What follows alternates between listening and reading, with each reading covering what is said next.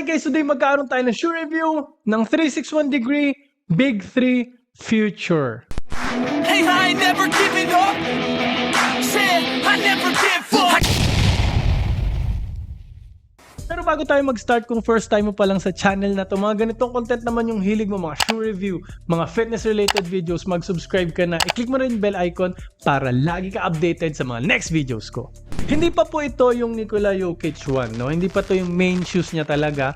Usually naman yung mga brands nagbibigay muna ng parang warm-up shoes. Katulad ng Shockwave 5, Kyrie Irving sa Anta, no? Before siya mabigyan ng talagang Kyrie Irving 1 from Anta, or ng yung Lingren nga ng ni Malik Beasley ng X-Step. So tingin ko magsusuot muna ng mga parang mga team shoes bago talaga ikaw magkaroon ng X-Step Malik Beasley 1. By the way, gusto kong pasalamatan nga pala yung 361-degree sa pagbigay nila ng chance na ma-review ko tong sapatos na to, kasi if ever hindi ko to bibilhin kasi napakamahal niyan.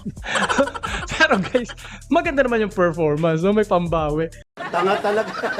Disclaimer lang, as usual, honest review pa rin naman tayo. Kahit sponsored shoes to, no? Kahit binigay nila tong sapatos na to sa akin, honest review lang po yung ma-expect nyo sa video na to. As usual. And anyway, yun din naman yung hinihingi na 361-degree coming from me. Napaka-pogi naman talaga ng sapatos na to. Sana all. Tingnan nyo naman guys, marami pang colorway.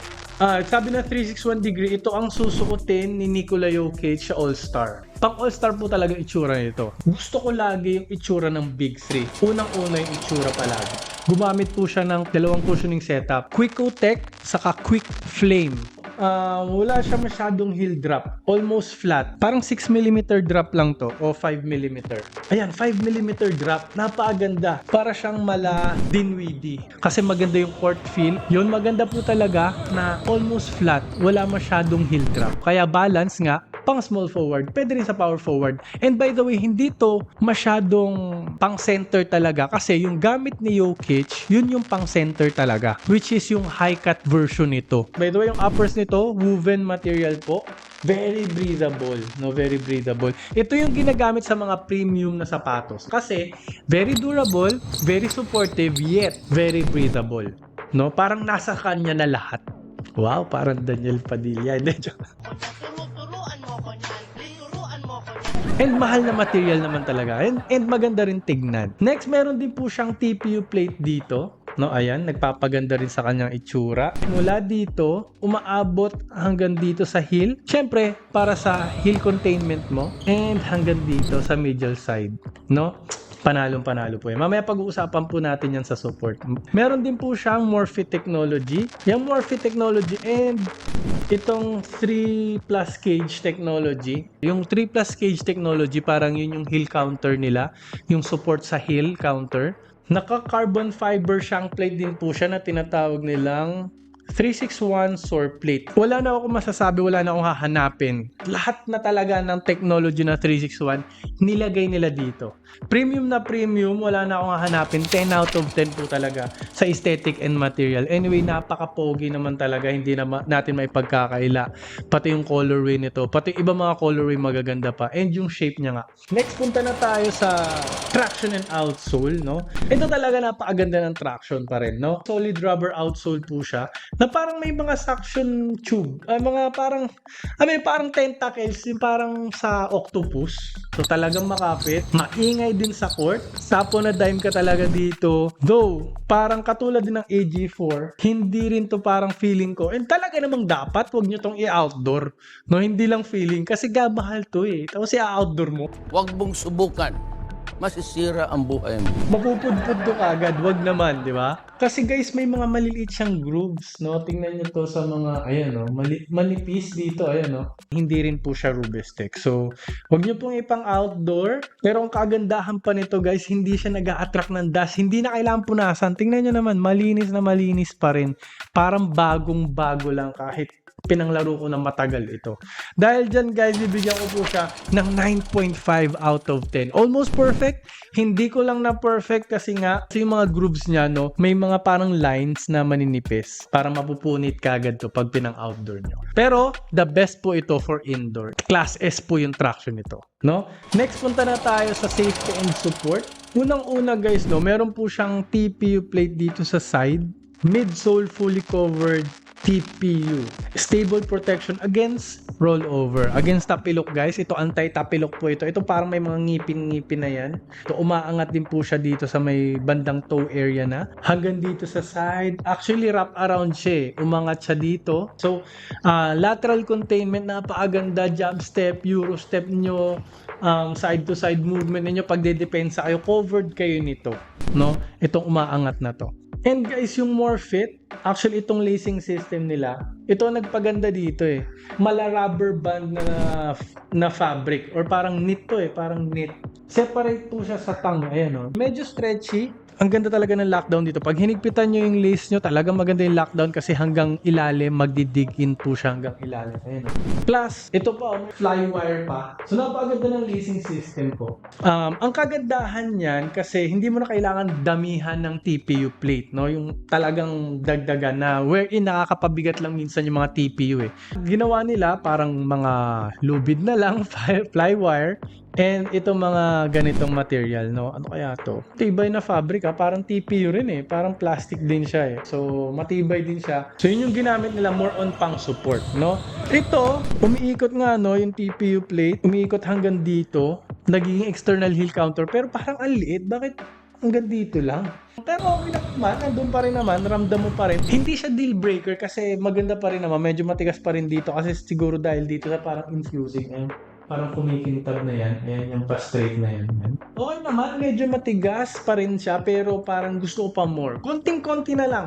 Siguro one level up, perfect na to. Plus sa support, no, sa twisting support, tingnan nyo naman tong sword plate. So tatlo to. So talaga yung twisting support, talagang hindi mo to matitwist, no? Napakaganda. And ang laki talaga, hindi tinipid yung carbon fiber torsion plate, itong sword plate. Plus, meron pa siyang unturn. Yan yung parang technology nila sa outrigger nila. No, itong outrigger na to. So nga guys, talagang nilagay na nila lahat. Promise guys, sa mga palaging nakakagamit ng sapatos o nakakapanood ng mga review ko o merong mga sapatos ng 361 degree, lahat ng technology ng 361 degree meron dito.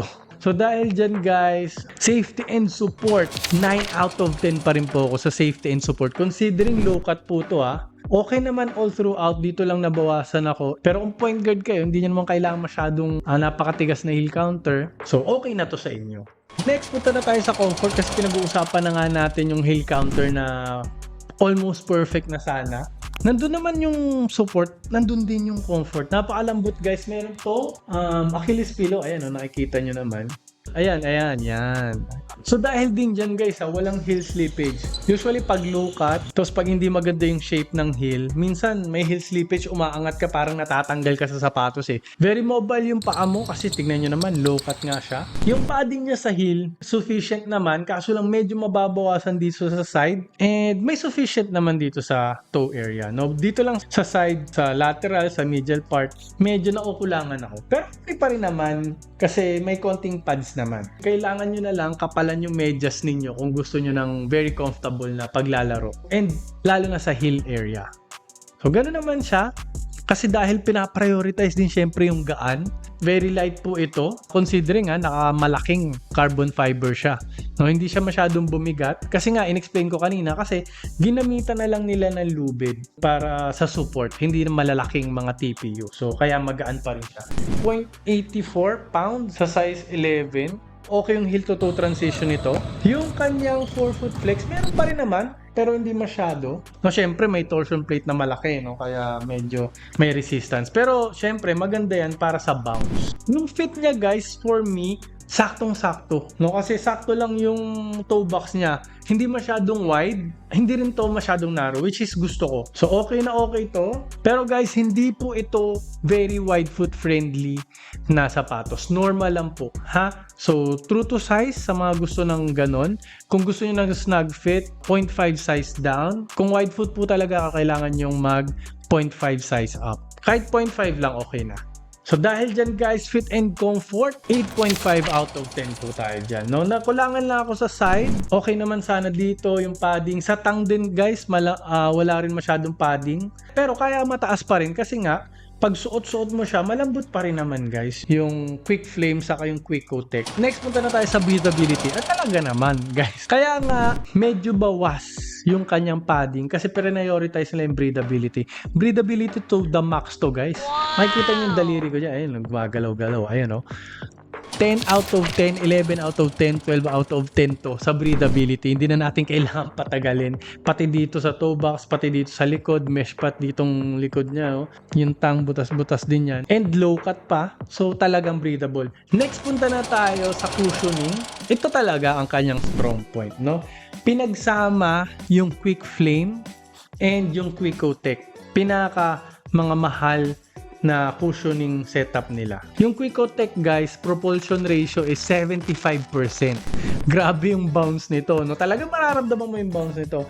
Tapos yung Quick Flame, lower layer Evo Neck Nylon 12 supercritical technology.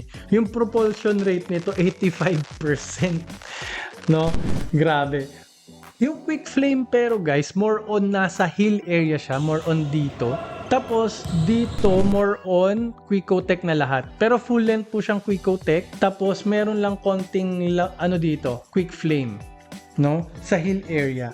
Kaya guys, sobra yung bounce nito, no? Na-curious ako dito sa Quick Flame, no? Kasi nakalagay 12 supercritical technology. So ni-research ko and nakita ko pa dito parang may trademark na logo, no? Vestamid na logo. Nakalagay dito lower layer Evonic Nylon nga 12 critical technology, provide high elastic cushioning and strong rebound. So more on impact protection actually yung Quick Flame. Napakaganda na impact protection. Sinamahan pa ng Quick-O-Tech na more on bounce din. May konting impact protection pero more on energy return po yung Quick-O-Tech, no?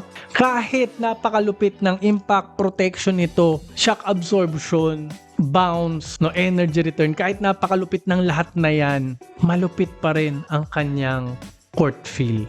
Parang pang-point guard pa rin na sapatos. Maganda siya pang wing, pang point guard, hanggang pang small forwards kasi you will feel fast, you will feel quick pa rin dito. Very responsive siya na sapatos. Kaya napakaganda talaga ng cushioning setup. So dahil dyan guys, hindi na kailangan patagalin. 10 out of 10 po talaga. 11 out of 10 cushioning setup. One of the best cushioning setup na na-try ko. Next, punta na tayo sa price tag. Parang pili ko ito lang ang kanyang weakness.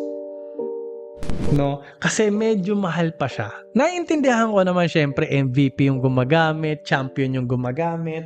Huwag kayo iiyak. Nasa 9,000 po siya ngayon, 8,999 to be specific. Sa ganung sapatos, for me, okay lang. Bibili pa rin ako. Kaso lang kasi, 361 yung gumawa eh. Kaya sa tingin ko, alam ko naman na kaya nilang mas mura pa itong Jokic. Kung siguro walang Jokic na pangalan to, walang MVP na pangalan to, mas mura to eh. Kaya nila. So dahil dyan guys, hindi ko siya may perfect. 9 out of 10 po tayo sa price tag. Pero huwag kayong mag-alala, hihingi po ako ng discount code dito. I-check nyo dyan sa baba, ilalagay ko po para mas mura yung pakakuha nyo nito, para may voucher po kayo. Nandyan po yung link. Trusted seller po yan, 361 degree po mismo. For me talagang may i-refer ko to sa mga kaibigan ko ng gusto ng premium shoes. Premium feel, lahat ng technology ginampak na kahit pang lakad-lakad, pa more other sports, pwede rin to.